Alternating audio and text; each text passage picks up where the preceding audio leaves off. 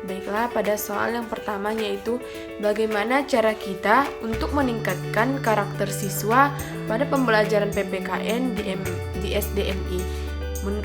Jadi cara kita seorang guru untuk meningkatkan karakter peserta didik melalui pembelajaran jarak jauh ini yaitu contohnya seperti seorang pendidik pada saat memulai pembelajaran jarak jauh harus memulai contohnya seperti salam, berdoa. Nah, kemudian kita seorang pendidik harus menunjukkan sikap-sikap yang baik ataupun sikap-sikap yang sesuai dengan sila-sila Pancasila. Kemudian cara meningkatkannya lagi yaitu seorang pendidik harus mengkolaborasikan kepada orang tua ataupun memberitahu kepada orang tua mengenai bagaimana karakter anak kita pada saat pembelajaran jarak jauh. Nah, kemudian pada saat pembelajaran jarak jauh dimulai, maka seorang pendidik harus memberikan motivasi ataupun nasihat kepada peserta didik bagaimana mengenai sikap-sikap yang baik yang harus diterapkan dalam kehidupan sehari-hari. Nah, jika seorang pendidik sudah memberikan bagaimana cara menerapkan karakter-karakter peserta didik, maka karakter peserta didik akan diketahui dari orang tua. Jadi pada saat pembelajaran jarak jauh ini berlangsung, maka harus dikombinasikan juga dengan orang tua agar karakter si peserta didik ini tetap terjaga walaupun pembelajaran tidak dilakukan di sekolah ataupun di ruang kelas. Pembahasan soal kedua yaitu model pembelajaran apa yang cocok digunakan pada pembelajaran PPKN baik itu di kelas tinggi maupun di kelas rendah. Nah, menurut saya model pembelajaran yang cocok digunakan di kelas tinggi maupun kelas rendah yaitu model pembelajaran group investigation, yang dimana pengertian dari group investigation ini sebuah pembelajaran yang dimana pendidik memberikan suatu masalah yang harus dipecahkan oleh peserta didik. Nah, kemudian seorang pendidik memberikan semua masalah tersebut untuk memancing perhatian ataupun untuk memancing berpikir peserta didik untuk mencari solusi dari masalah tersebut. Kemudian model pembelajaran group investigation ini, siswa dituntut untuk aktif dalam pembelajaran. Nah, guru hanya sebagai fasilitator di dalam sebuah kelas tersebut. Kemudian langkah-langkah dari pembelajaran ini, yang pertama yaitu seorang guru memberikan masalah terhadap peserta didik. Kemudian peserta didik mengorganisasikan masalah tersebut untuk diselesaikan. Nah, kemudian peserta didik mencari solusi dari masalah yang telah diberikan oleh seorang guru tersebut, dan di akhir pembelajaran maka guru akan memberikan evaluasi terhadap hasil kelompok mereka masing-masing, dan dimana juga model pembelajaran investigation ini mampu untuk melatih komunikasi antar peserta didik.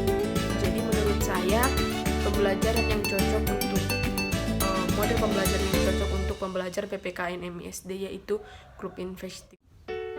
Selanjutnya penjelasan untuk jawaban nomor 3 yaitu apa saja tantangan yang dialami guru pada pembelajaran PPKN.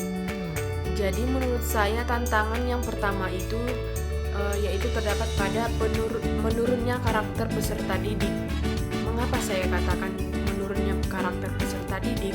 Karena seperti mana yang kita ketahui pada masa sekarang ini pembelajaran itu dilakukan secara jarak jauh ataupun secara online. Jadi peserta didik pengawasannya itu jarang ataupun susah untuk diawasi oleh pendidik. Jadi contohnya seperti menurunnya karakter itu seperti misalkan seorang pendidik melakukan sebuah pembelajaran secara jarak jauh. Contohnya peserta didik tidak peduli dengan tugas yang diberikan oleh gurunya, pakaian yang digunakannya saat melakukan pembelajaran jarak jauh, kemudian tidak tepat waktu dalam mengerjakan tugas yang diberikan oleh pendidik. Nah, menurut saya itulah yang menjadi tantangan pada pembelajaran PPKN saat ini, diakibatkan karena kurangnya pengawasan dari seorang guru dan ditambah lagi kurangnya perhatian orang tua terhadap anaknya pada masa sekarang ini. Karena pada masa sekarang ini seperti yang kita ketahui, banyaknya hilang nilai-nilai yang baik terutama pada anak-anak. Jadi menurut saya pada pembelajaran PPKN itu merupakan sebuah tantangan yang sangat besar untuk dapat diubah terhadap peserta didik. Penjelasan untuk soal keempat yaitu media, sebutkan 30 media yang cocok digunakan untuk pembelajaran PPKN, yaitu ada media non-proyeksi, media audio, media cetak, media audio vision, media audio vision, media video, media cetak, media buku teks, koran, media transparansi, media grafis, media proyeksi diam, media gambar, media televisi, media multimedia, papan tulis, film rangkaian audio, permainan, penyajian multimedia, media visual dinamis, media berbasis telekomunikasi, media interaktif, media hipermedia, media video tape dan rekaman, media slide, media YouTube, dan media PowerPoint. Jadi yang cocok digunakan untuk pembelajaran PPKN yang udah saya sebutkan tadi. Untuk soal nomor 5 yaitu apa tujuan pendidikan kewarganegaraan menurut para ahli. Jadi menurut para ahli yang pertama yaitu menurut Maftu dan Sapria. Menurut Maftu dan Sapria, tujuan pendidikan kewarganegaraan yaitu menjadikan seorang warga negara menjadi warga negara yang baik dan memiliki kecerdasan secara intelektual, sosial dan emosional, serta mampu memiliki kecerdasan secara spiritual. Kemudian yang kedua, menurut Sapria, tujuan dari pendidikan kewarganegaraan yaitu untuk keikutsertaan seseorang yang nalarnya serta bertanggung jawab dalam hal politik dalam sebuah negara, ataupun untuk menciptakan warga negara yang memiliki ketaatan dan kepada nilai-nilai atau prinsip-prinsip dasar dalam demokrasi konstitusional di Indonesia, serta keikutsertaan dalam membela ataupun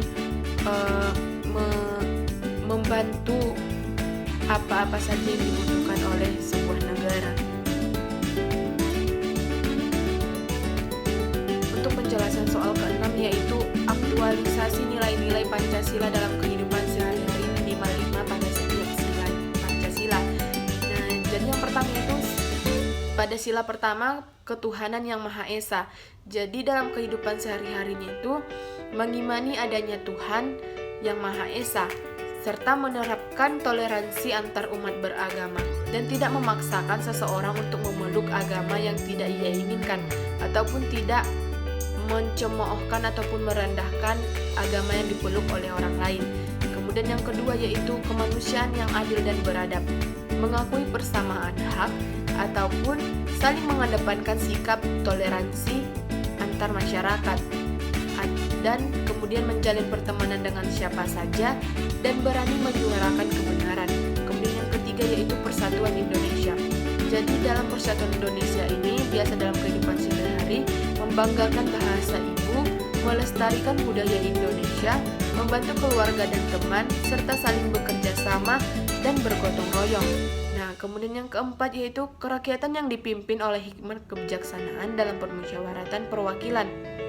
Jadi dalam kehidupan sehari-hari yaitu melakukan musyawarah, mengedepankan toleransi dan keadilan. Keputusan akhir dalam musyawarah harus disetujui bersama. Dihindari terjadinya pertikaian antar sesama masyarakat. Kemudian yang kelima yaitu keadilan sosial bagi seluruh rakyat Indonesia, yang dimana mengedepankan kewajiban dan menghormati hak orang lain. Kemudian kesejahteraan seluruh rakyat Indonesia dikedepankan dibandingkan kemakmuran pribadi dan anggota. Jadi menurut keadilan sosial bagi seluruh rakyat Indonesia ini, kita tidak boleh terlalu egois dan hanya mementingkan diri kita sendiri. Kita juga harus mengedepankan kepentingan bersama ataupun untuk mencapai suatu keadilan yang baik untuk kedepannya.